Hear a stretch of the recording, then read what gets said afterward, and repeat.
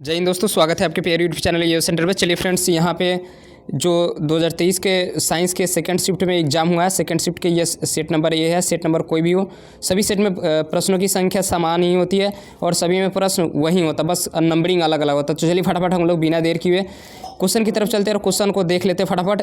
और सभी क्वेश्चन, जितने भी क्वेश्चन है इसमें 100% करेक्ट एनालिसिस हम लोग देखने वाले हैं और सभी सही देखने वाले हैं। अब ये आपको स्कोरिंग सब्जेक्ट है साइंस का, तो आप मिलाते चलिए कि आपने मतलब टोटल कितने सही साइंस के ऑब्जेक्टिव में टोटल कितने सही किए। तो चलिए फटाफट बिना देर किए क्वेश्चन की तरफ बढ़ते हैं।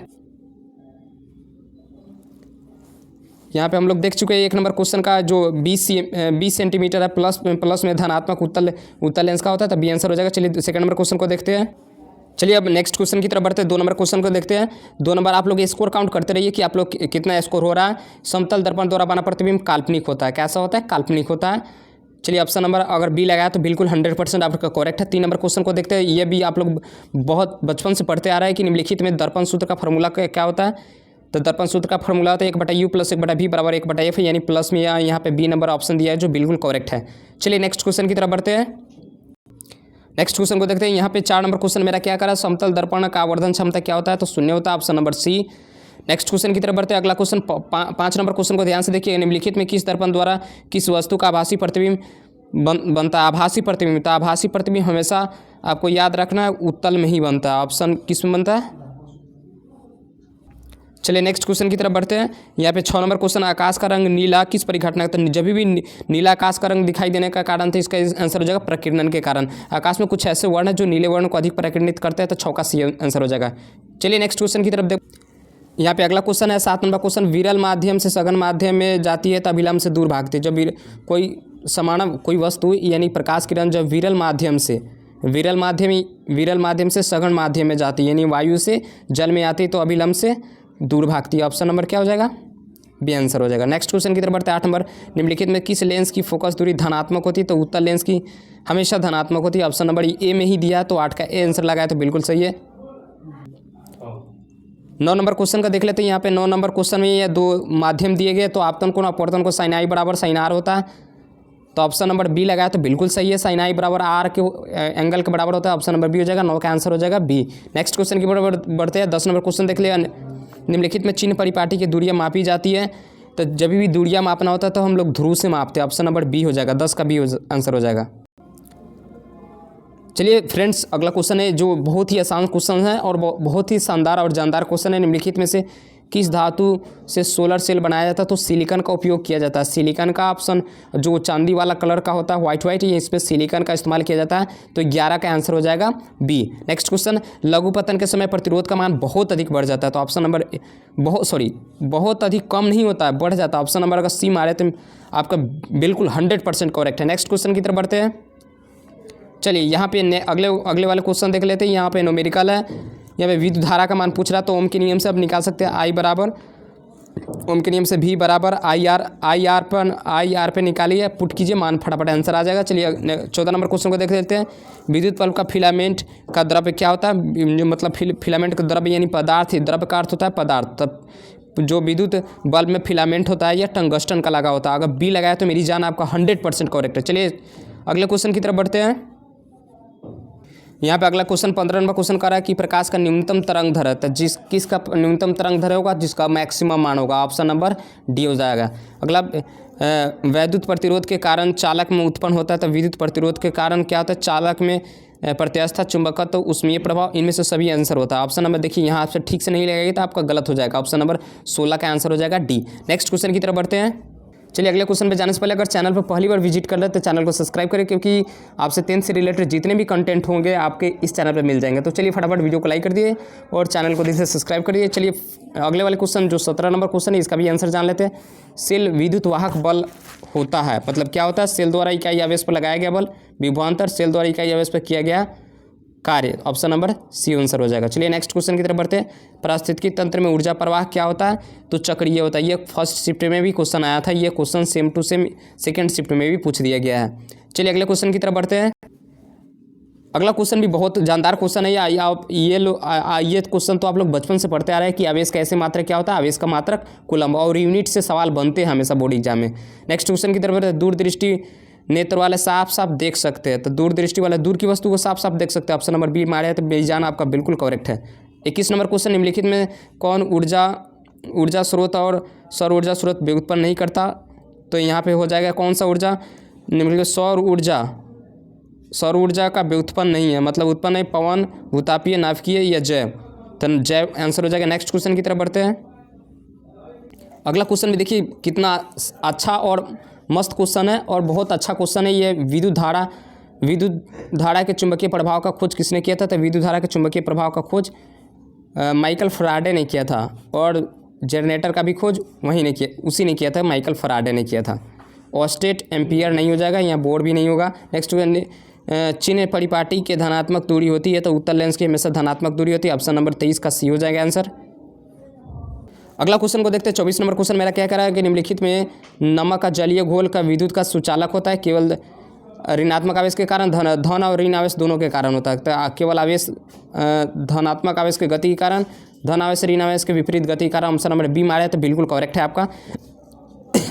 चलिए धोबिया सोडा, इसका भी आंसर जान लेते हैं। 25 नंबर क्वेश्चन का आंसर, धोबिया सोडा का फॉर्मूला Na2CO3.NH2 यानी पिंकी कुमारी कितने का बच्चों का कापरत होती है? 10। ये ट्रिक है और बिहारी ट्रिक है, फर्स्ट शिफ्ट में भी क्वेश्चन आया था।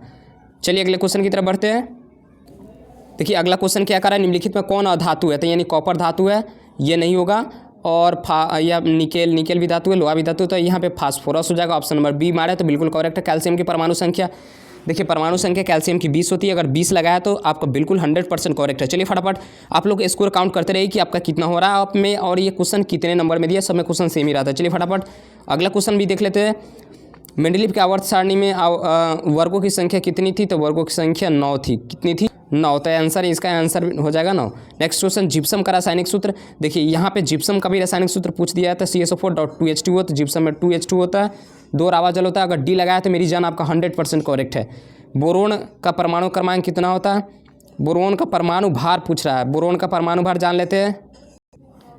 तो बोरोन की परमाणु क्रमांक 5 होती है, अर्थात इसकी दुगुना हो जाएगा। 10 ऑप्शन नंबर ए लगाया है तो बिल्कुल 100% करेक्ट है। चलिए कैलेमाइन पूछ रहा है किसका अयस्क है? तो कैलेमाइन एल्युमिनियम का अयस्क होता है, ऑप्शन नंबर बी हो जाएगा। अगला नेक्स्ट क्वेश्चन, अमोनिया के एक अणु का नाइट्रोजन का हाइड्रोजन के साथ अभिक्रिया करा पे 1:3 रेशियो में बनता है, ऑप्शन नंबर बी हो जाएगा। नेक्स्ट क्वेश्चन की तरफ बढ़ते फटाफट आप लोग क्वेश्चन मिला। पीएच मान से फर्स्ट वाला शिफ्ट में क्वेश्चन आया था, यानी क्वेश्चन यहाँ पे है किस पीएच मान का विलयन सबसे अधिक क्षारीय होता है? किस पीएच मान का विलयन सबसे अधिक क्षारीय होता है? जिसका पीएच मान ज़्यादा होगा वह क्षारीय होगा, तो ऑप्शन नंबर सी हो जाएगा। जिसका पीएच मान 11 है, ऑप्शन नंबर 11 अलग लगाया है तो आपका 100% करेक्ट है। चूना जल का रासायनिक सूत्र क्या होता है? चूना जल तो कैल्शियम हाइड्रोक्साइड होता है, कैल्शियम हाइड्रोक्साइड चूना जल, ऑप्शन नंबर बी हो जाएगा आंसर। निम्नलिखित में सोडा एस का फार्मूला क्या होता है? तो सोडा एस का फार्मूला होता है एन, डी नंबर लगाया था, आपका बिल्कुल करेक्ट है। चलिए नेक्स्ट क्वेश्चन को तरफ बढ़ते हैं, अगला क्वेश्चन भी देख। चलिए अगला 36 नंबर क्वेश्चन है। 36 नंबर का क्वेश्चन आप लोग कमेंट बॉक्स में छापिए। चलिए फटाफट, चलिए अब 37 नंबर क्वेश्चन को भी देख लेते हैं। निम्नलिखित में संश्लेषित सूचक, यानी संश्लेषित सूचक कौन है? तो पत्ती है, मिथिल ऑरेंज है, लिटमस पत्र। देखिए ये सभी प्राकृतिक सूचक है, लेकिन संश्लेषित सूचक जब भी पूछे आपसे तो हल्दी को लगाइएगा, ऑप्शन नंबर ए हो जाएगा, या प्राकृतिक सूचक। चलिए नेक्स्ट क्वेश्चन की तरफ बढ़ते हैं। चलिए फ्रेंड्स अगला क्वेश्चन है कि कौन सा पदार्थ बिना ज्वाला के साथ जलता है? तो 38 नंबर क्वेश्चन है, इसका जानते हैं कौन सा? मोमबत्ती में ज्वाला होती है, तो ये आंसर नहीं होगा। मीथेन गैस, ये भी बड़ी ज्वाला के साथ जलते हैं। केरोसिन तेल भी, कोयला आंसर हो जाएगा, ऑप्शन नंबर डी हो जाएगा। उपचय क्रिया में क्या होता है? तो उपचय क्रिया में क्या होता है? हाइड्रोजन का वियोग, इलेक्ट्रॉन का त्याग, ऑक्सीजन का योग। उपचय क्रिया में ऑक्सीजन का योग होता है, ऑप्शन नंबर सी लगाया तो बिल्कुल 100% करेक्ट है। जल वैद्युत अपघटन में कैथोड पर कौन सी? कैथोड पर ऑक्सीजन होता है, ऑक्सीजन, सी आंसर हो जाएगा। नेक्स्ट क्वेश्चन की तरफ बढ़ते हैं। चलिए नेक्स्ट क्वेश्चन की तरफ बढ़ते हैं। बस कुछ मिनट वेट कीजिए, फटाफट हम लोग सभी का आंसर जान लेने वाले हैं। निम्नलिखित कौन सी अधातु विद्युत का सुचालक होता है? तो विद्युत का सुचालक कौन सा होता है? अधातु है। विद्युत का सुचालक तो ग्रेफाइट हो जाएगा, ऑप्शन नंबर, अगर ग्रेफाइट लगाया है तो मेरी जान आपका 100% करेक्ट है। 42 नंबर क्वेश्चन, निम्नलिखित में सक्रियता श्रेणी में सबसे अधिक क्रियाशील धातु कौन सा है? तो सबसे अधिक क्रिया जो करता है वह है सोडियम हो जाएगा, क्योंकि इसको केरोसिन तेल में ही डुबा कर रखा जाता है, क्योंकि इतना अधिक क्रियाशील होता है। अगर 42 का ये लगाया तो बिल्कुल सही है। चलिए ये क्वेश्चन तो सभी छात्र छात्राओं का सही होगा। मुझे विश्वास भी है कि ये सभी प्रश्न ये 43 नंबर सवाल आपका सभी का सही होगा। शुद्ध सोना 24 कैरेट का होता है, अगर 24 लगाया तो आपका बिल्कुल सही है, 100% सही है। अगला 44 नंबर क्वेश्चन, निम्नलिखित में किस धातु को केरोसिन में डुबा कर रखा जाता है? ये क्वेश्चन तो आप लोग बचपन से पढ़ते आ रहे हैं, तो सोडियम को केरोसिन में डुबा कर रखा जाता है। अगला अम्लीय जलीय विलयन में निम्नलिखित में क्या उत्पन्न होता है? अम्लीय जलीय विलयन में H+ आयन उत्पन्न होता है। बी नंबर लगाया तो आपका बिल्कुल सही है। चलिए अगले क्वेश्चन की तरफ बढ़ते हैं। देखिए यहाँ पे बहुत अच्छा क्वेश्चन पूछा है और बहुत जानदार क्वेश्चन है। सबसे प्रबल अम्ल यानी सबल अम्ल यानी प्रबल अम्ल, तो HCl को सबसे प्रबल अम्ल माना जाता है जो पेट से स्राव होता है। पेट से स्राव होता है। 46 का आंसर होगा, बी लगाया तो आपका बिल्कुल सही। चलिए शुद्ध जल का pH मान, ये भी क्वेश्चन बहुत ही अच्छा क्वेश्चन है, आप लोग बहुत ही पढ़ते आ रहे हैं बचपन से क्वेश्चन, तो 7 हो जाएगा। ये फर्स्ट सीटिंग में भी ये सवाल आया था। शुद्ध जल का pH मान 7 होता है। नेक्स्ट क्वेश्चन की तरफ बढ़ते हैं। यहाँ पे देखिए 48 नंबर क्वेश्चन को ध्यान से देखिए, क्योंकि 48 नंबर क्वेश्चन यहाँ पे समझने वाला और ये साइंस के जानदार सवाल दिख रहे हैं। यहाँ पे 48 नंबर क्वेश्चन को देख लेते हैं। निम्नलिखित में से कौन से पदार्थ का जलीय विलयन नीले लिटमस पत्र को लाल कर देता? अम्ल फ्रेंड्स नीले लिटमस पत्र को लाल कर देता। ऑप्शन नंबर ए हो जाएगा, अम्ल नीले लिटमस पत्र को लाल कर देता। पेंटेन का सूत्र C5H12 होता है, इसके समवायी कितने हो जाएंगे? तो पेंटेन 5 हो जाएंगे, ऑप्शन नंबर ए हो जाएगा। नेक्स्ट क्वेश्चन की तरफ बढ़ते हैं। चलिए 50 नंबर का भी आप लोग छापिए ये सवाल। कार्बन आवर्त किस आवर्त सारणी का सदस्य है? तो जल्दी जल्दी छापिए कमेंट बॉक्स में। 50 का आंसर आप लोग। घेंगा रोग पनपता है किसके कमी के कारण? तो ये आयोडीन की कमी के कारण पनपता, ऑप्शन नंबर सी हो जाएगा आंसर। रंध्र मुख्यतः पाए जाते हैं जड़ों में, पत्तियों में, तना में, इनमें से रंध्र जो पत्तियों होता है पत्तियों में पाया जाता है, ऑप्शन नंबर इसका बी हो जाएगा। नेक्स्ट क्वेश्चन की तरफ बढ़ते हैं। चलिए मित्रों अब नेक्स्ट क्वेश्चन की तरफ बढ़ते हैं। अगला जो 53 नंबर क्वेश्चन है, रक्तचाप मापने के लिए किसका उपयोग किया जाता है? तो लैक्टोमीटर बिल्कुल गलत भाई साहब, एमीटर बिल्कुल गलत हो जाएगा। यहाँ पर रक्तचाप मापने के लिए सिर्फ गैनोमीटर का इस्तेमाल किया जाता है, ऑप्शन नंबर डी लगाया है तो आपका बिल्कुल सही है। पराग कोष पाए जाते हैं, तो पराग कोष में आपको याद रखना पराग कण पाया जाता है जो पुरुष का हिस्सा होता है, ऑप्शन नंबर डी आंसर हो जाएगा। पराग कोष में परागकण पाए जाते हैं, ऑप्शन नंबर डी 54 का डी हो जाएगा। चलिए नेक्स्ट क्वेश्चन की तरफ बढ़ते हैं। आप लोग स्कोर काउंट करते रहिए कि आपका कितना सही हो रहा है साइंस में, क्योंकि ये स्कोरिंग सब्जेक्ट है फ्रेंड्स, ये स्कोरिंग सब्जेक्ट है। नेक्स्ट क्वेश्चन की तरफ बढ़ते हैं। अगले क्वेश्चन को देखते हैं। लसिका किस रंग का होता है? तो लसिका का भी रंग डिसाइड करना है, तो लसिका लाल रंग का होता है, ऑप्शन नंबर बी आंसर हो जाएगा। 56 निम्नलिखित में से कौन एक जैव अनवीकरणीय पदार्थ है? तो जैव अनवीकरणीय पदार्थ है मतलब लकड़ी, कागज, वही तो मल या DDT, तो DDT आंसर हो जाएगा, ऑप्शन नंबर डी। जैव आवर्धन प्रतिरोध रसायन क्या है? तो DDT है आंसर। देखिए यहाँ DDT से 2 सवाल है, 57 का बी आंसर हो जाएगा। चलिए अगले क्वेश्चन की तरफ बढ़ते हैं। चलिए 58 नंबर क्वेश्चन को जान लेते हैं। 58 नंबर, रंध्र का कार्य क्या होता है? तो रंध्र का कार्य क्या होता है? ऑप्शन रंध्र का कार्य गैसों का आदान प्रदान करना है और वाष्प उत्सर्जन, ऑप्शन नंबर अगर बी लगाया तो मेरी जान आपका 100% करेक्ट है। वायुमंडल में CO2 की मात्रा कितनी होती है? तो इसको ध्यान से सवाल को सोल्व करना है, इसका आंसर हो जाएगा बी 0.03%। वायुमंडल में 0.03% होता है। ये सवाल भी लगातार पूछा जा रहा है। अगला क्वेश्चन भी देख लेते हैं फटाफट और स्पीड के साथ देखते हैं। आप लोग बस कुछ मिनट वेट कीजिए फटाफट, हम लोग बस 20 क्वेश्चन ही बच गया, सभी क्वेश्चन का देख लेते हैं ताकि आपका स्कोर भी मालूम चल जाएगा कितना सही है। अगला क्वेश्चन है 60 नंबर क्वेश्चन मेरा क्या कर रहा है कि पौधों में उत्सर्जी पदार्थ कौन सा है?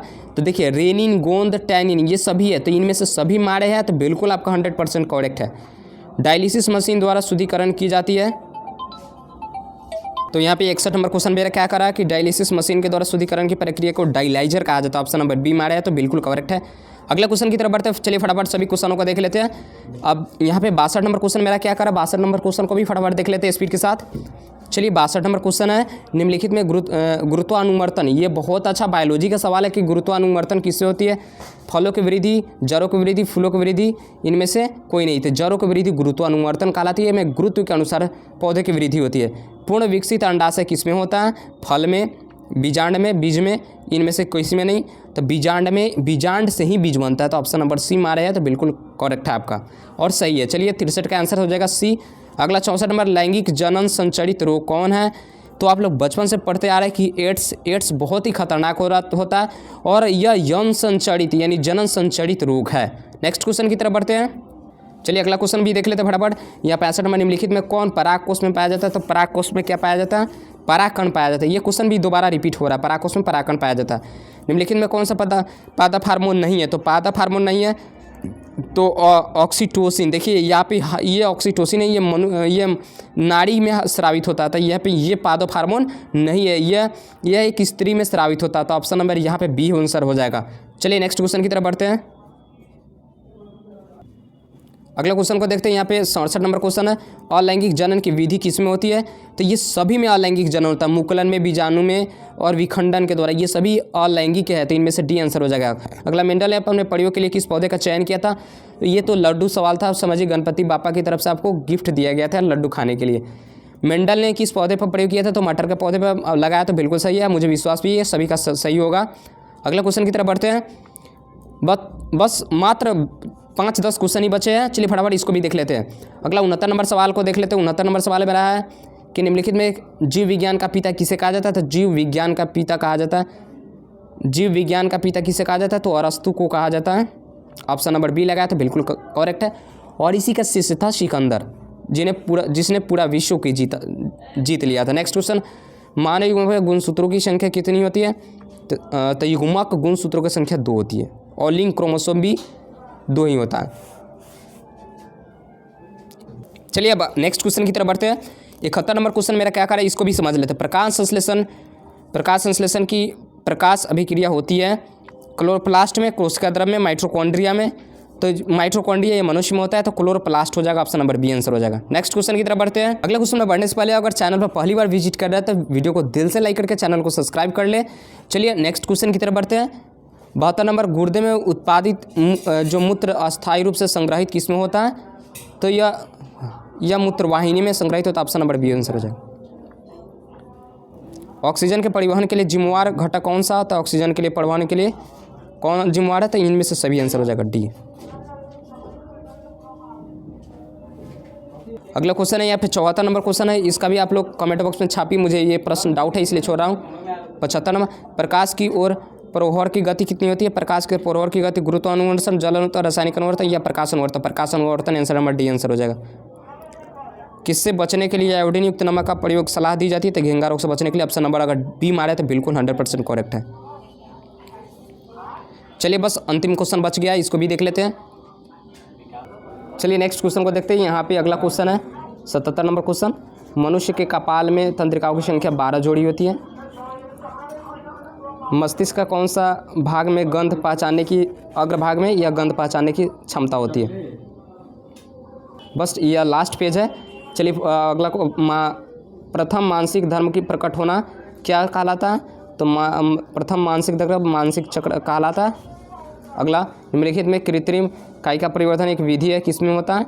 तो कायिका परिवर्तन किस में होता है? कलम लगाना, दाब लगाना, कलम बांधना, इनमें से सभी में कायिका परिवर्तन के द्वारा जनन होता है। चलिए फ्रेंड्स, अगर पहली बार चैनल को सब्सक्राइब करें, वीडियो को लाइक करें। आपके लिए इतनी मेहनत करते हैं तो वीडियो को दिल से लाइक करके चैनल को सब्सक्राइब करें। जितने भी वीडियो देखें मुझे विश्वास है, मां शारदा से विनती करता हूं कि सभी का फर्स्ट डिवीजन है। चलिए मिलते हैं नेक्स्ट वीडियो में, आज के लिए इतना ही। जय हिंद, वंदे मातरम।